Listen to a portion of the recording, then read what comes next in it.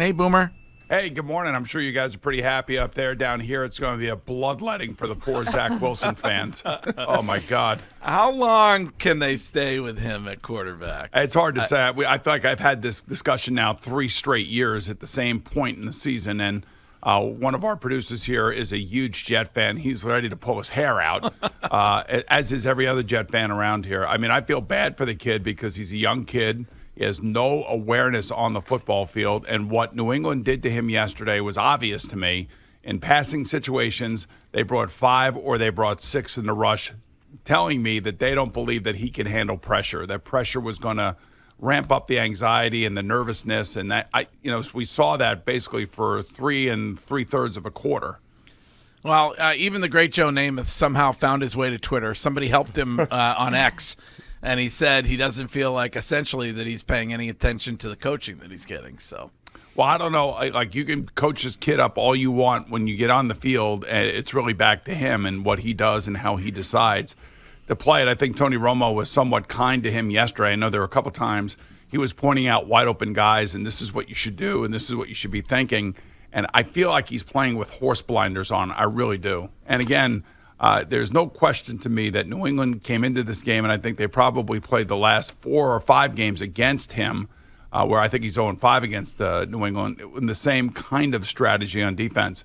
Just blitz and passing downs, and he'll run out of the pocket and throw the ball out of bounds or throw it to us. The one good thing about him yesterday, believe it or not, is that he didn't turn the ball over, and that's why the game was close in the fourth quarter. The Patriots offense mustered 15 points, and Bill said afterwards that points are most important and then turnovers next. And I wonder, when you look at this offense and pay close attention to it, what do they need to do to get them 25 points on the board?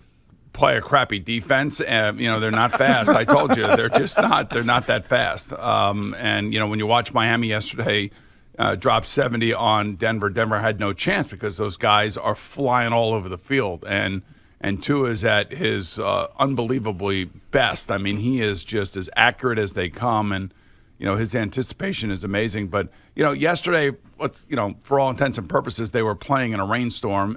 It wasn't great. I remember playing at a game at Sullivan Stadium way back when in the day in 1993, and my head coach said to me on the sideline, "Look, Boomer, you got to throw the ball into the body of the wide receivers because they can't reach out and catch it with their hands." And I looked at him, and he looked at me, and I said, we're standing outside in the rain, right? You know that. And he goes, "Yeah." I said, "I'm not playing in a goddamn phone booth."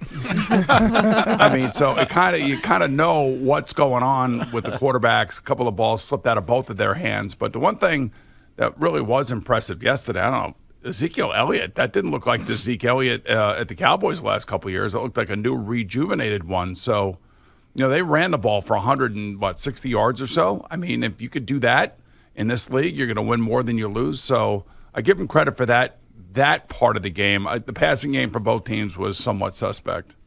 Boomer, when you look at the Patriots, I think the biggest thing defensively, even with the Jets, it's 2 defense that can really do a lot of things. But you're right, offensively. Do you think the league has just changed where it is more about the speed? Because, Brady was able to win all those years, and, we never really had the fastest guys. Well, they did have Randy Moss that one year where they went undefeated. Right. So that guy was unbelievable. But I don't know. He had a 6'7" Gronk. He had quality players, yourself included. You guys all were able to be convinced to do your job and just shut the hell up and do what you're supposed to do. With the Julian Edelmans and the Wes Welkers of the world, he was able to manufacture, offense just because he was so great. It's a testament to how great he truly was. I mean, one of the incredibly accurate passers and somebody that just stood in the pocket, very rarely ever extended a play by running. I think his running statistics are pretty paltry when you consider how long he's played. But I don't know. Mac is not that. Mac is trying to find his own way. I think Bill O'Brien the first 2 weeks really made him throw the ball quite a bit to get him ready for games like yesterday. I think he threw 29 times. So, but he, it wasn't great. But he didn't turn it over. He wasn't sacked at all. Part of manufacturing a win for a quarterback is making sure you don't turn it over, you don't take any sacks, you don't take any tackles for a loss, crap like that. And I thought Mac was efficient in that area. But, he's thrown the ball a lot. So I think that they are trying to get him, more responsible throwing the football, which is a good thing. Boomer, when you see what Sauce Gardner had to say about Mac Jones and his attempt to grab him in the private parts during the game yesterday, this is now 3 seasons in a row where somebody's claimed that Mac's had a dirty play. Do you think, as a former quarterback, that he's a dirty player? Courtney, I am so surprised you asked me that question. I figured that Jermaine would ask me that question. I've been at the bottom of piles, Boomer. Come on now. I've been on the bottom of piles that were not very nice either. But I don't know. I guess did Mac really? I don't know if this was done on purpose or by accident, or I have no idea. I mean. It was a ball check. The ball check happens. Yeah, and Sauce tosses him after. You can tell that he's pissed about something. Yeah, I don't know how to answer that, Courtney, honestly, especially with you asking me the question. Treat me like really, one of the guys, You box me in. What is this, Barstool? He's checking the PSI. That's all Mac was doing. Okay. Speaking of Barstool, I saw you in the New York Post this weekend. Interesting comments about cancel culture.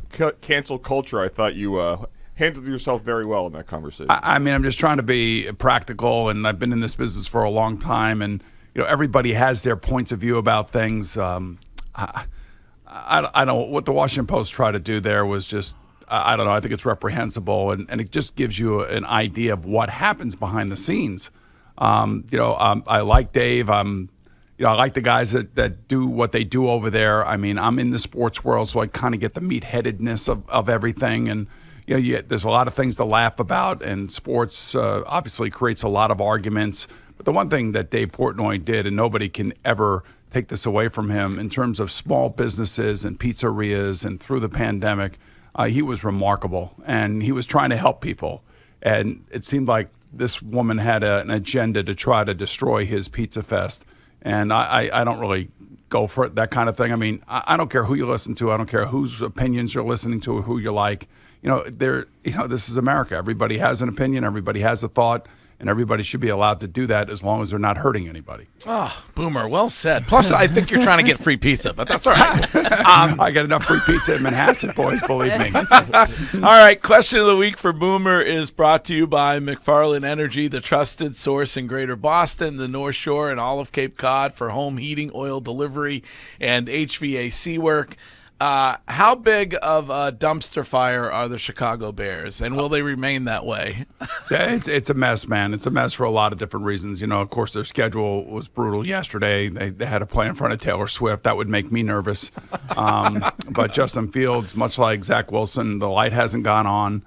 They don't see the field correctly or properly. I don't know if the coaching and the playing is matching up. I don't really know who to blame there, but ultimately the player he's got to figure things out. And when you do watch his film, much like when you watch Zach's film and what Tony Romo was pointing out yesterday, man, there are open guys all over the place. And for whatever reason, the two quarterbacks are really struggling, and they're not throwing the ball to those players. So, yeah, Chicago is a dumpster fire. There is no question about it. And it's unfortunate because I know this offseason they spent a lot of money to build around that young man, and it has not clicked at all. It's not even remotely close to clicking for them.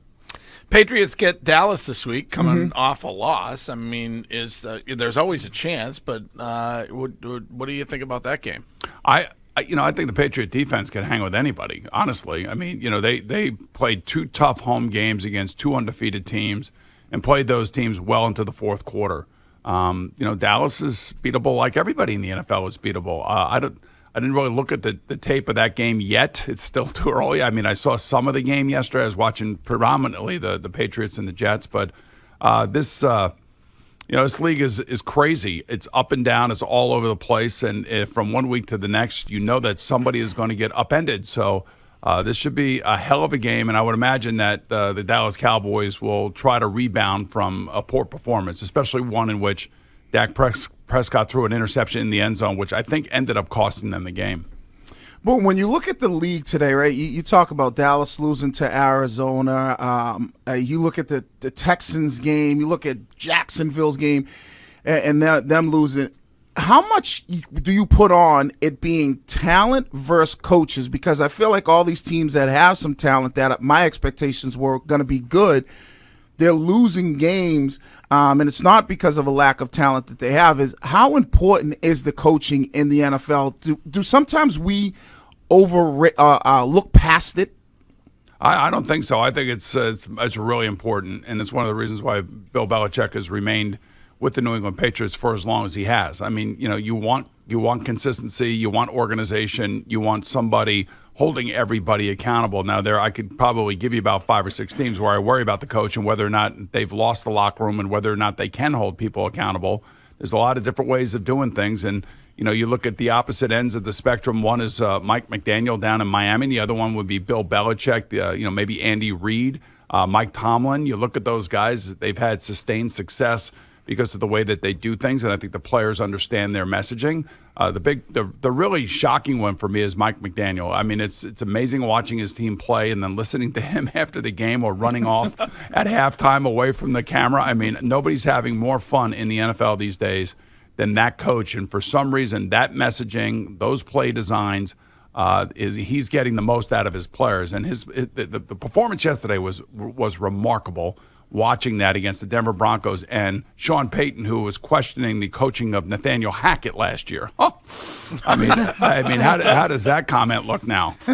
Speaking of coaches on the hot seat, a lot of talk this morning about one who is 0-3 to start the season. I'm not talking about the NFL. I'm talking about high school sports here in Massachusetts.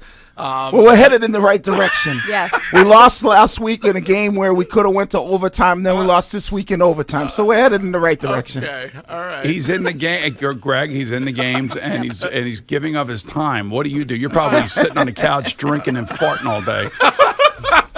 Good for you, Jermaine. You just keep hanging in there. You keep teaching those kids lessons, and it's not always about winning and losing. It's about the effort that you put into your sport. That is it. Keep chopping away at that tree. Sooner or later, it'll fall down. Exactly. Don't let them bring you down. You hear me, Jermaine? That won't never happen, Boomer. I'll come up there and I'll slap those narps around for you if you need me to. All right, I like that. All right, Boomer, as always, a pleasure, and we'll talk to you again next week. Okay, guys, have a great week. See ya.